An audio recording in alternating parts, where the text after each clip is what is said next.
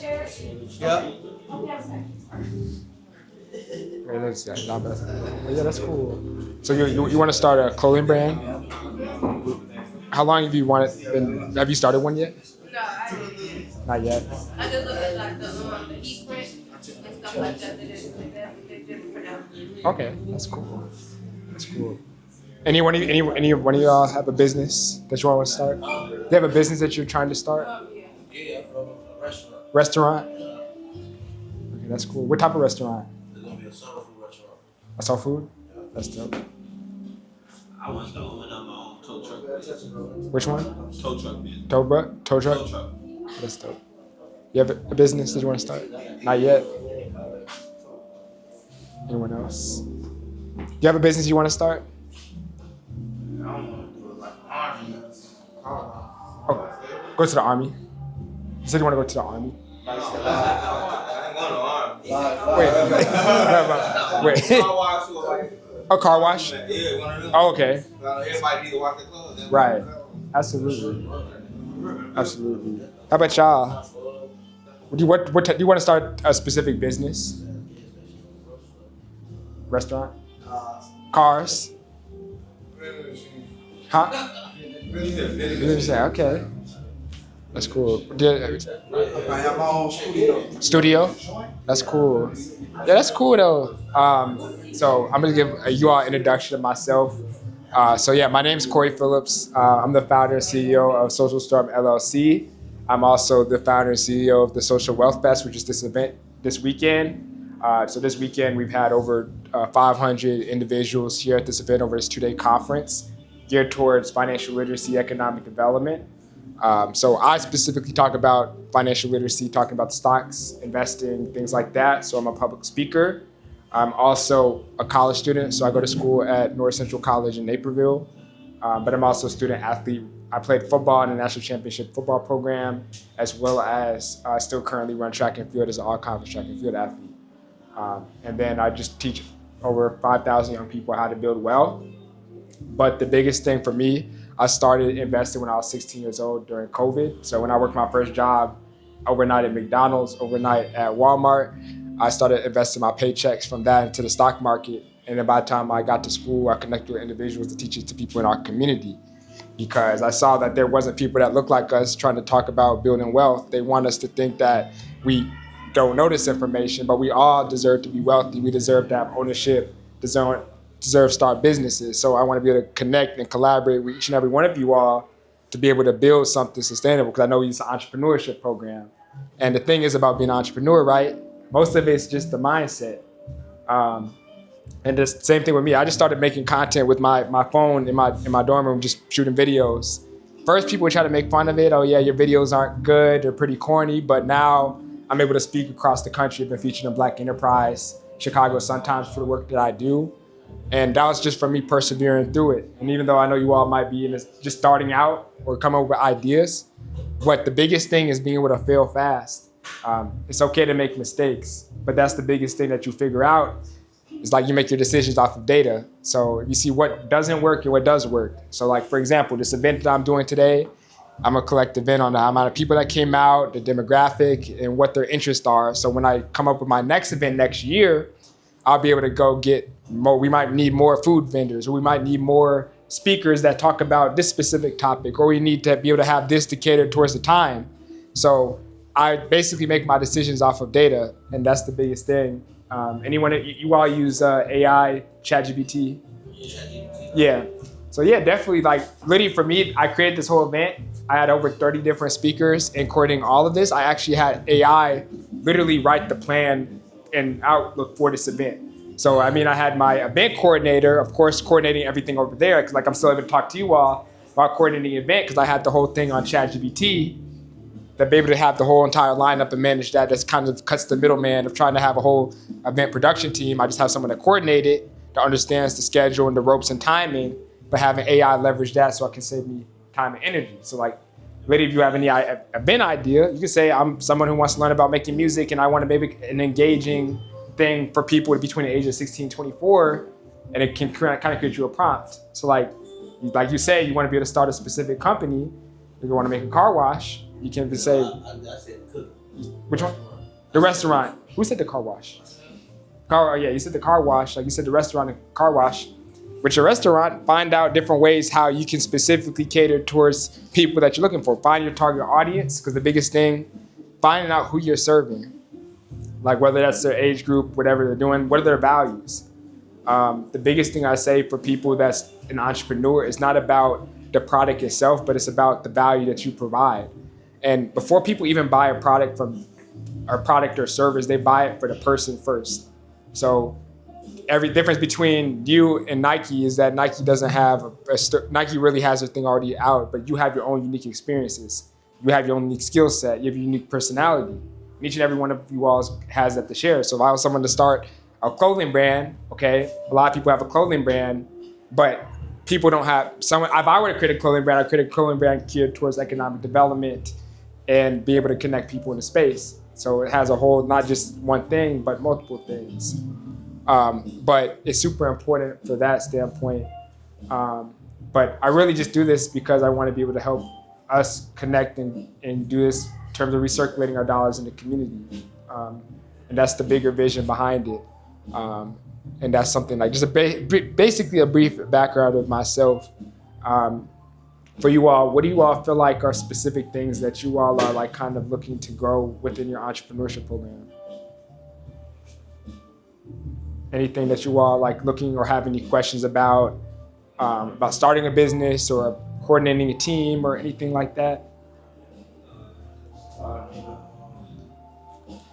Start a studio. Starting your own studio.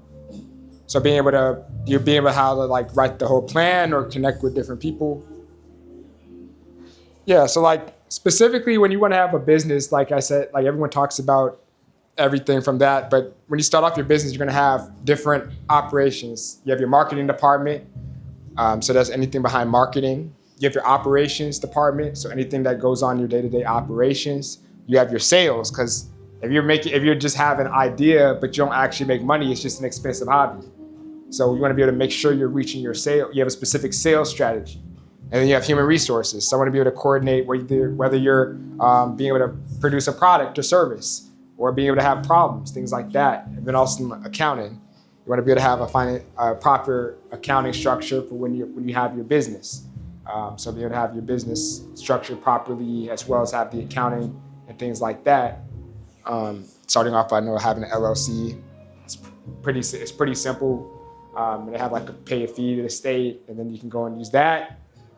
You can get a name that hasn't been used already, and then you can go use that LLC EIN number to get an actual business bank account. You can get one without it, but you can get an LLC and use the LLC to get an EIN number that's like your business social security number.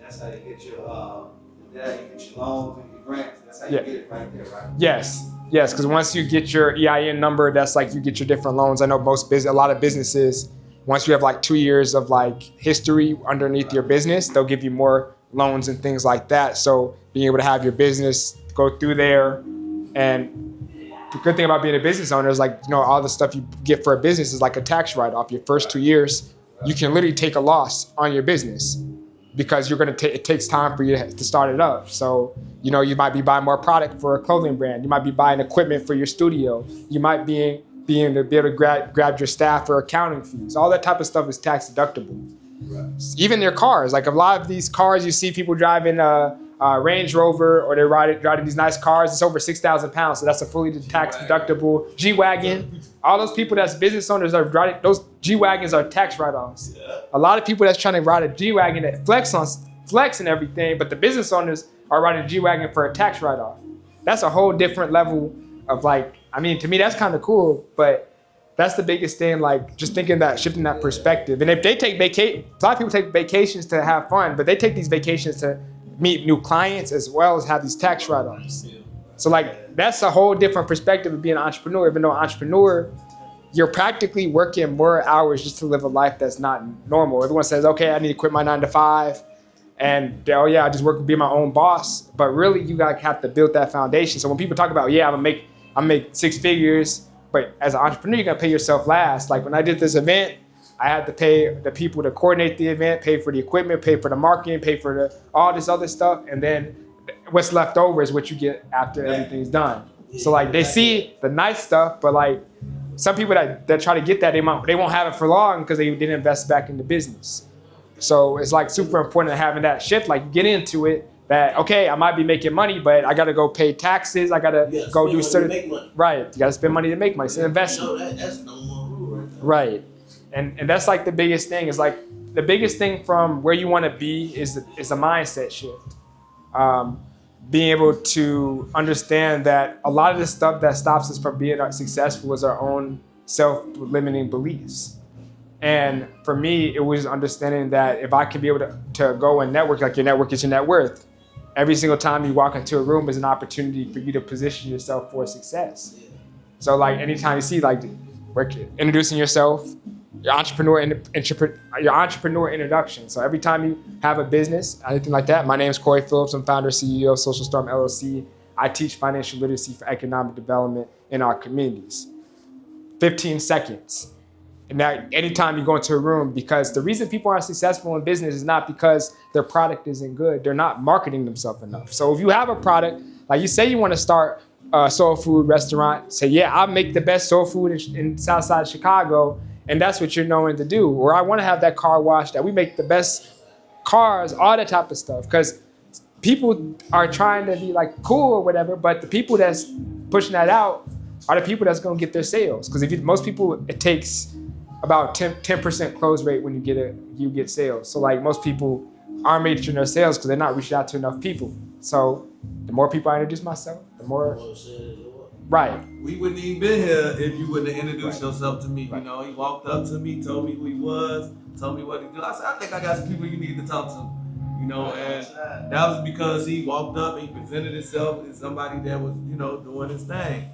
I also wanted to talk about, for those of you that don't have a business idea, could you just talk about how they are actually a business themselves, how they can start carrying themselves like they their own personal CEO? I think Jay-Z said it in the song, I'm a businessman. Like, that means you are a business. Like, even if you go professional mode on Facebook, you now are a business because you are considered a content creator. Right. Financial institutions start recognizing content creators as a business. Right. So you literally can get an LLC, start writing your phones off, all of the equipment, everything, even part of your wardrobe is part of you being a business. You don't necessarily have to have what they call a traditional, actual brick and mortar business. You yourself could be a business. People can invest in you. And that's what he mean by like just approaching people and saying, hey, I'm such and such. Having your spiel down. Can you go into that? Yeah, absolutely. Because how you show up is everything.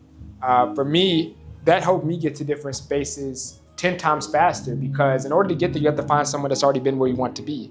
So ask them for mentorship and you'll get there way faster. One time I was able to go into this room. When someone asked me to volunteer, I knew it was good for me to volunteer. So yes, I chose to volunteer at this event on a Friday night, checked the table, and when I saw someone walk out, I introduced myself to him. He was a local state rep.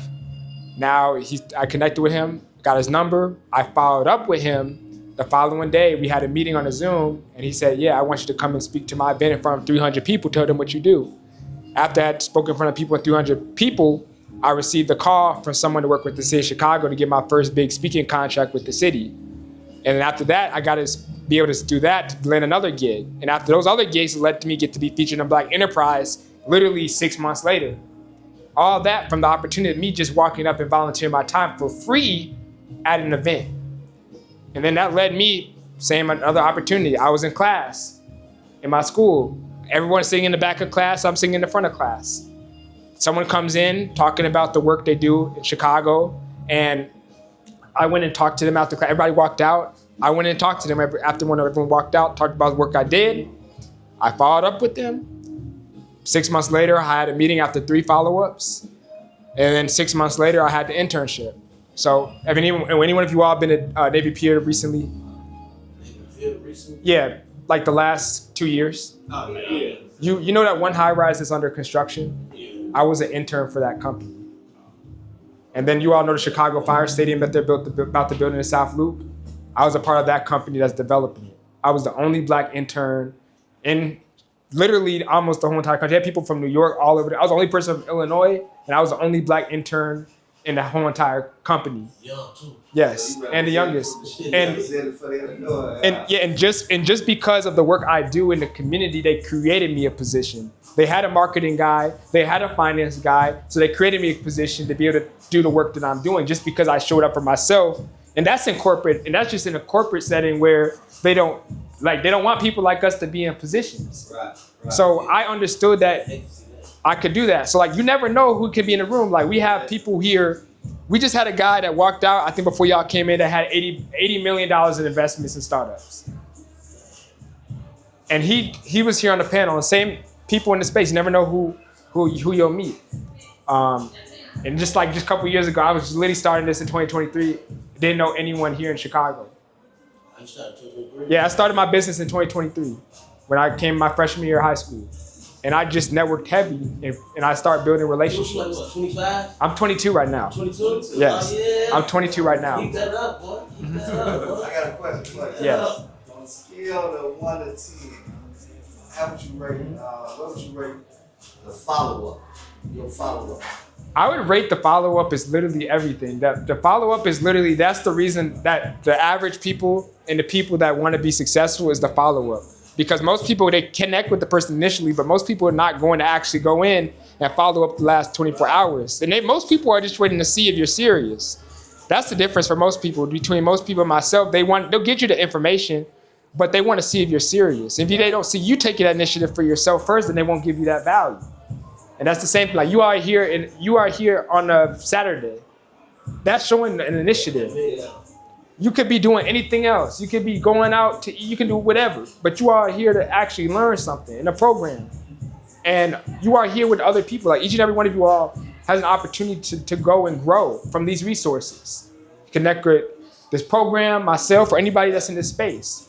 So take advantage of it, because you're just one opportunity. If people think that they have to be successful, but it takes one time. They talk about Colonel Sanders, KFC. He didn't become a millionaire until he was 60-something years old. So all the type of stuff where they say you have to be 16, 17, 18, 19, 20, or 30 making 6 figures, that's not true. You have your whole entire life to build up something. And just because you're young now doesn't shape your identity. Like, all you are starting where you are now, but you never know where you'll be if you start. Right, in 5 years, in 10 years, in 20 years, you could be a whole different person just from the consistency. I think the consistency is the biggest thing. Because I posted every single day for 3 years straight on my social media platform. And it took me about 2 or 3 years, and I had an interview and I had that blew up and had over 250,000 views. And then my Black Enterprise interview as well, that had over 200-something thousand. But that started with me, and that Black Enterprise interview was the thing that I followed up with. Connected with him at an event at New Life on, I think, at 66 in Cottage at that church. I met him at a mental health event. I connected with him. He said, post more on LinkedIn, be consistent. I did exactly what he said. A year later, he called me up. Hey, I want to feature you and put you in to advocate for Black Enterprise. And then they selected me because of my age and my consistency and me being younger. Yeah, it's intentional. Yeah. Right. And I'd like to say that if I didn't go and listen to the stuff he gave me, I would have never got the opportunity. And that's the biggest thing. Like, you all can literally change your life. Now with AI, you don't even need a whole team. You have artificial intelligence that can literally prompt almost anything you do. It's less about understanding everything, but understanding the thing you're great at and put a team around you and other people that are great in those other areas. If you're good at marketing, focus on marketing. If you're someone that's good at accounting, have somebody else do the marketing, you do the accounting. Right. If you're good at doing logistics, you do the logistics, find someone to be the face. That's the biggest thing. We don't have to be everything. You're going to be everything at first, but until you get that team or you get those systems in your business, you have to start off doing just understanding those basic areas that I mentioned. Right. So yeah. But yeah, that's the biggest thing. Could you talk about the importance of knowing like systems, like banking systems and stuff, like things that are prerequisites to being successful in business? Like, you can't just make all your money and put it under the mattress, right, or keep it in a rubber band or, right, something like that. Talk about knowing like banking. Like, Yeah, so just understand that each and every single day your dollar is being less and less valuable. The purchasing power of the dollar went down 10.5% last year alone. I heard it ain't good to put your money in the bank. Is it? You might want to put your money like trust fund or something. Right. That's the best thing. Right. I think that I'm like they do make sense. Like you put your money in the bank, but then like when you take it like it's too much of that. Right. I figure I better put mine like a trust fund. Right. Because every single time, like you say, every time you put your money in the bank borrows it. Yeah, Borrows if it. it's your money, then Right. you gotta put like this too much. Doing too much of my money. But you want to develop it. There's different types of accounts. We look at it. We just put our money into a savings account. You're just gonna have less. You're gonna get less than 0.0001% interest. You can get a high yield savings account, which you get 3.5%. You might get at a credit union or a bank, which you can store your money but still get interest. But understanding that your dollar today is worth less than your dollar yesterday, because they print billions of dollars every single day, and they always shred. Right, and they shred billions of dollars every single day out of circulation. If you go to New York Stock Exchange in New York, they literally hand out shredded money. So money is literally only an exchange of value. But you have to put your money into assets, because the price of a house is 5x since 2001, and the amount of wages have almost stagnated. So investing is one of the most important things that we have to do. Each and every one of you all in your 20s, you will have nothing but time. The one thing that they want to keep from our communities is investing our money into the market and letting it compound. Some teenagers in it too. Right.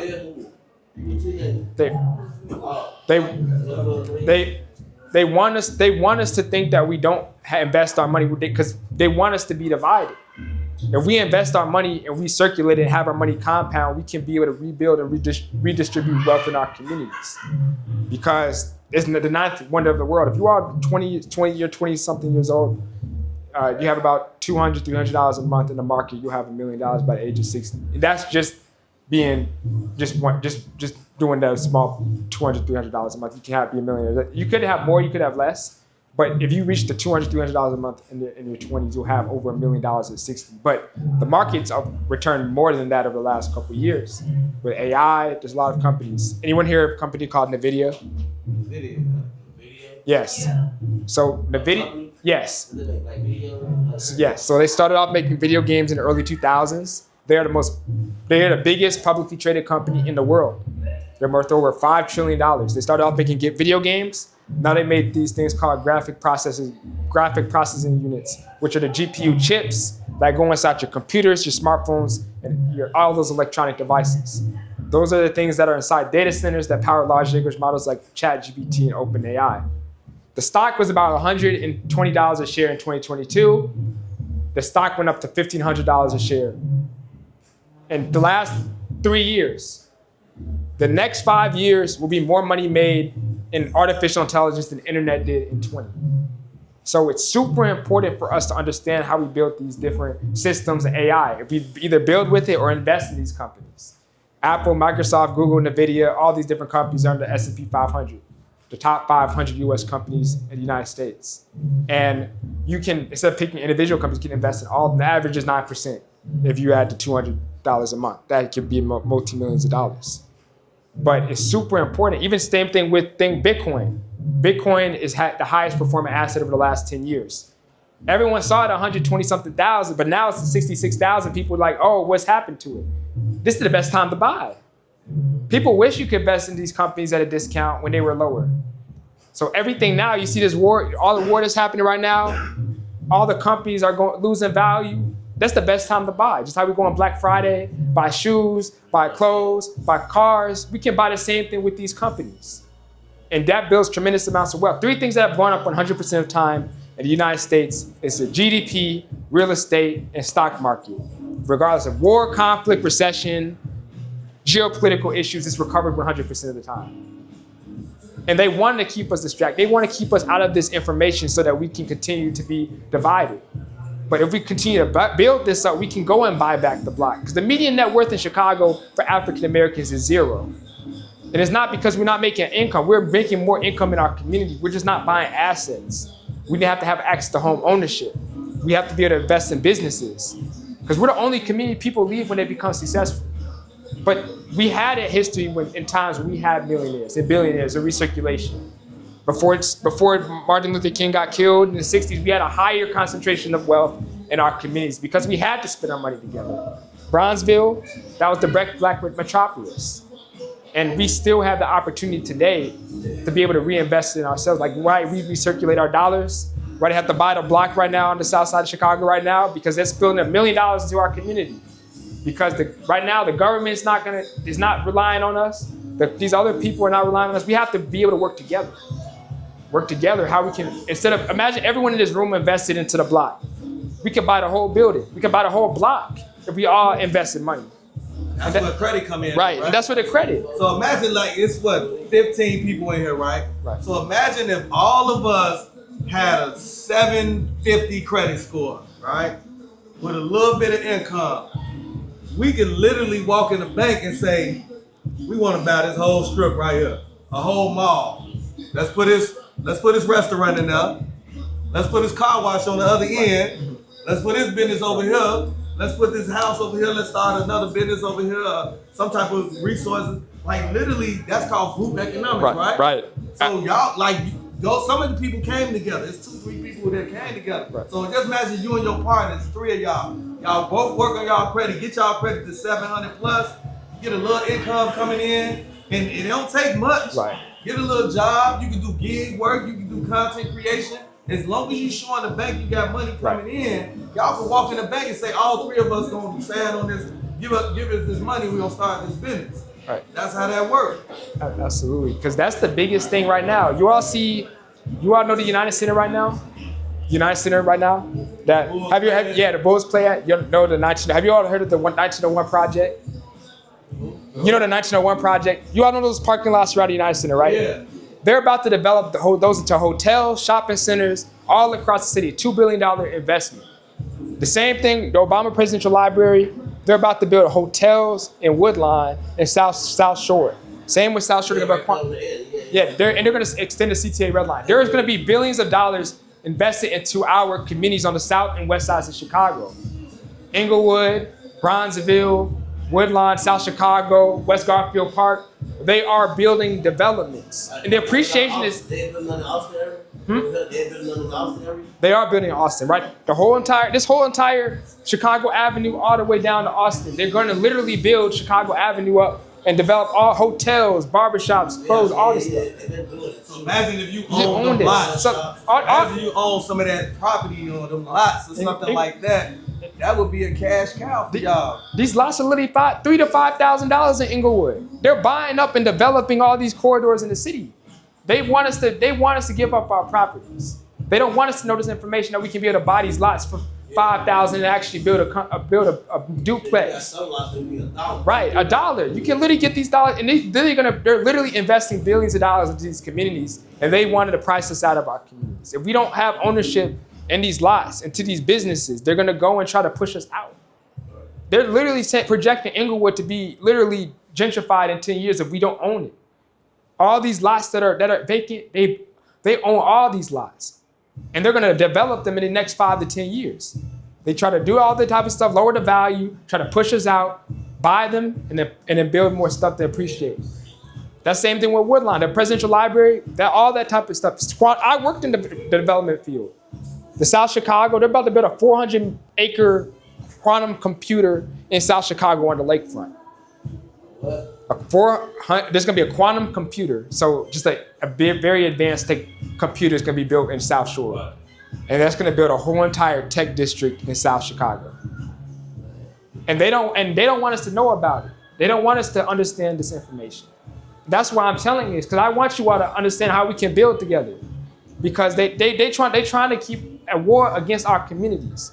So what's the first step? When you talked about your mentality, what's the first thing that they could do today? Granted, they get their mind right, they got their mind made up. Do they got to go get a bank account? Should they go, what should they do? I think the biggest thing that you all should do is be able to write a goal, specifically what you want to do. Having SMART goals, specific, measurable, achievable, relevant, and timely. That's something that's super important. And write down a plan. Like you said, ChatGPT, you can leave ChatGPT a whole entire plan. And use ChatGPT, create a plan, say what are some actionable steps I can do every single day. Whether it's creating an investment account, you're all over the age of 18, you can get a brokerage account for literally free. Robinhood, Fidelity, Charles Schwab, download the app. Whatever your income is from your job, you might get stipends or anything, you can go use that to fund your investment account. Start a business, you can look up online to register agent, look for LLC and business name, have a business plan, things like that. It takes a couple days if you want to. If you literally want to do that right now, but and then just go and find a network of people that's there. Oftentimes as entrepreneurs, people think they have to do it by themselves. But like you said, the group economics is really where the place is to go. So being in spaces like this where you're able to connect with people that's building. Banking here, ain't it? Yes. Your Wintrust banking here. I think we have PNC. Start a banking account with some of these banks. You can get a retirement account, you can get a checking account, get a business account, whichever one you want. And literally you can just start from there. You don't have to have it off